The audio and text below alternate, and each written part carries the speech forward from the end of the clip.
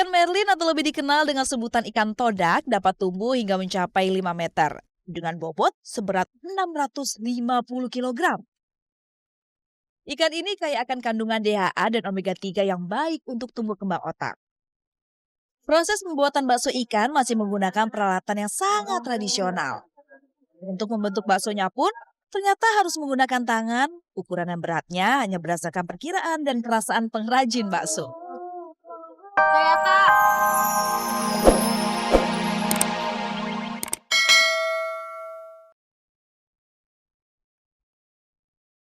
Udang rebon segar mengandung protein, kalsium, zat besi, vitamin A dan vitamin B1 yang tentunya baik untuk jantung dan dapat memaksimalkan syaraf otak. Wow, ternyata semuanya ada di makhluk yang tak lebih besar dari satu ruas jari orang dewasa ini. Ini kita lagi ngaur ya Pak. Iya, ngawur. Ngaur itu Rebon. bukan, lagi menebarkan. Kita lagi nebarin rebon ini. Jadi semakin tipis, semakin cepat keringnya. Ini kita kayak gini sekitar berapa lama Pak kira-kira? Paling kalau kayak gini setengah jam aja udah garing. Setengah jam aja udah garing. Ini udah bisa dimakan belum sih Pak? Bisa. Saya cobain ya Pak. Coba. Coba yang mana? Yang ini.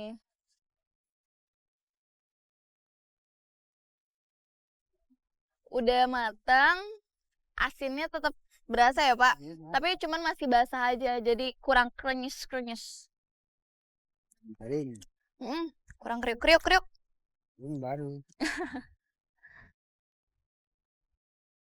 Proses menjemur udang rebon di pinggir pantai hanya membutuhkan waktu 3 hingga 4 jam saja. Cahaya matahari yang dipantulkan kembali oleh pasir pantai membuat proses menjemur jauh lebih cepat dibanding menjemurnya di atas permukaan tanah. Nah, udang rebon yang sudah dijemur siap untuk ditumbuk dengan alu menjadi bahan penyedap makanan yang bau dan rasanya sangat khas. Terasi. Jadi pembuatan bahan dasar untuk terasi ini ada 2 jenis, kayak bapaknya tadi bilang. Pertama dari bahannya udang rebon ini, yang kedua dari ikan-ikan yang memang kelasnya 2, dalam arti kurang segar dan nggak layak untuk dijual, tapi masih bisa dikonsumsi. Sehingga warga setempat memanfaatkannya untuk bikin terasi. Ya, jadi bikin terasi. Nah, sekarang ini kita lagi proses pembuatan terasinya itu. Sip.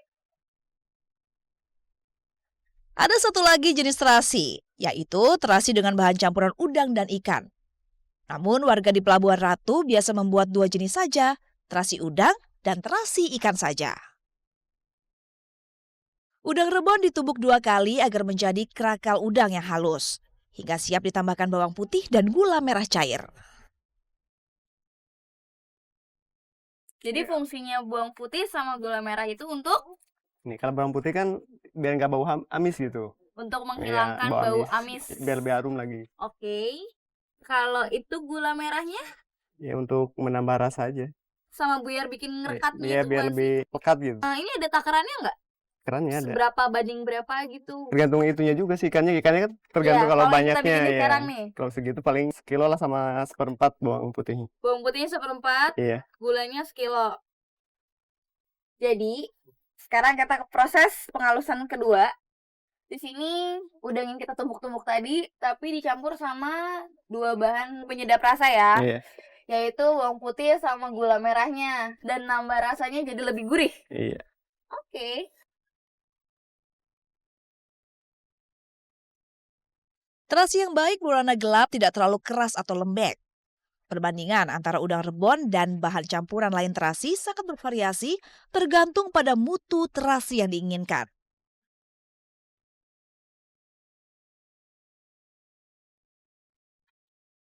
Bumbunya udah jadi hasil ulekan saya dan Bapak.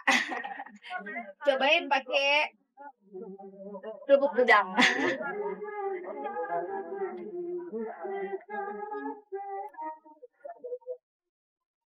Saya sih kurang begitu suka pedas ya. Cuman yang saya rasa dari terasi yang kita bikin ini pedas pasti berasa, terus gurih.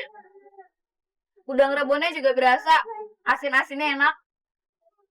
Nah, kenapa banyak laler gini? Karena pembuatannya juga kita bebas tanpa formalin dan juga tanpa pewarna pastinya. Mantap, mantap. Di Pulau Jawa sendiri terdapat beberapa daerah penghasil terasi, antara lain Sidoarjo, Rembang, Juwana, Lasem, Pati, Indramayu, serta Cirebon.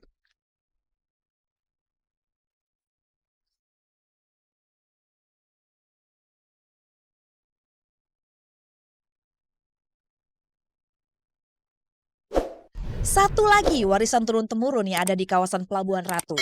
Bahan dasarnya pun berasal dari laut dalam di sepanjang Samudra Hindia, yaitu bakso ikan. Saya pun bertemu dengan Rinal, pengrajin bakso yang bekerja di pabrik HM Gianto, atau lebih dikenal dengan panggilan Mas Sabar. Ngapain? Lagi bikin bakso, Mbak. Ya tahu. Contohnya proses apa sekarang? Proses pencetakan bakso manual ini. Oh, nyetak bakso ya. Iya. Ini adonannya dibikin dari apa sih? Dibikin dari ikan Ikan apa? marlin. Ikan marlin tuh yang gede banget itu ya? Iya, yang gede itu yang di lautan lepas itu. Oh. Ini prosesnya kok panas ya? Lumayan. Kompor gas, jangan. Udah. Ini kalau kerjanya gini dari jam berapa sampai jam berapa? Dari jam 4 udah siap cedet. Jam 4 pagi. Iya. Oke. Dari jam 4 pagi Masnya udah duduk di sini buat ngerjain ngebentuk bakso-bakso ini. Habis dari sini diapain sih, Mas? Habis dari sini masuk ke situ, Heeh. masuk ke situ langsung ke sana. Ya. Pendinginan, pengepakan. Bagus. Ya.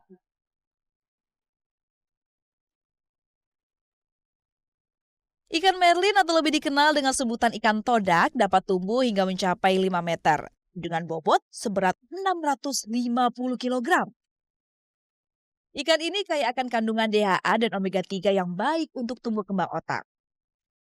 Proses pembuatan bakso ikan masih menggunakan peralatan yang sangat tradisional.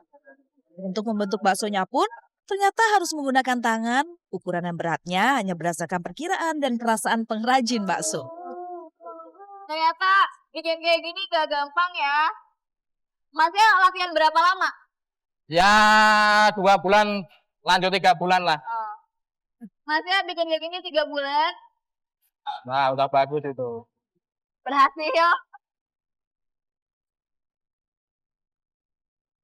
Bahan-bahannya pun sangat sederhana. Menggunakan ikan merlin yang telah digiling, dicampur dengan tepung sagu, tepung tapioka, lada, garam, bawang putih, dan penyedap rasa. Namun takaran pasti masing-masing bumbu tentu saja rahasia pemilik pabrik. Hehehe, gak boleh banyak yang tahu tentunya. Bisa dicobain ya? Boleh.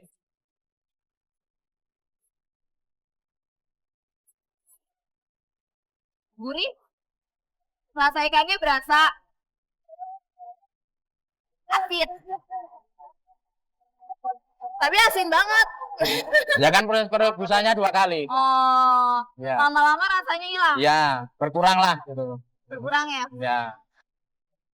Setelah dibentuk, bakso ikan langsung dicelupkan ke dalam air mendidih agar bentuk bakso dapat terlihat. Selanjutnya, bakso-bakso ini pun kembali direbus selama 15 menit agar bakso benar-benar matang.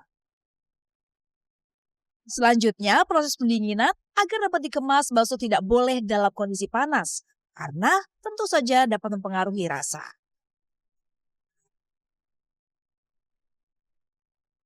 Suasana di tempat pengepakan bakso ini cukup pengap ya, cukup panas. Soalnya tempat perebusannya tadi ya Mas di situ ya. Perebusannya itu menggunakan kayu bakar. Kenapa pakai kayu bakar? Karena ruangan pengelolaan dari bakso ini cukup kecil, cukup sempit. Dan ibunya juga menghindari adanya peledakan kalau pakai gas. Makanya menggunakan kayu bakar. Usaha ini juga udah lama turun-menurun. Dari tahun 70-an. Jadi kalau dihitung-hitung udah 45 tahun ya Mas ya? Puluhan tahun sudah masyarakat Pelabuhan Ratu menggantungkan kail rezekinya sebagai pengrajin bakso ikan. Lambat laun bakso ikan menjadi bagian dari budaya masyarakat di pesisir Samudra Hindia, di barat daya wilayah Kabupaten Sukabumi.